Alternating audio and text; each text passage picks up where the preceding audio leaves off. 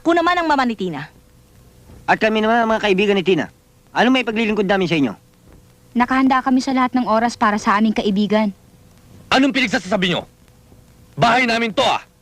Bakit? Inaangkin ba namin? Kaya kami narito para lutasin ang problema ni Tina. Malulutas lamang ang problemang yan kung maihaharap mo sa amin ang lalaking yon. Kaya kami nandito para hindi masira ang maganda niyong pagtitinginan. Anong ibig mo sabihin? Papa,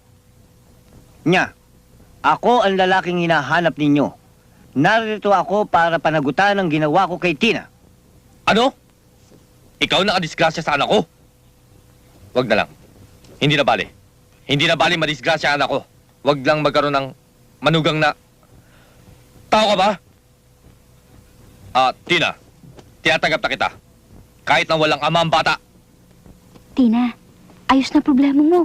Thank you, Madonna. Papa,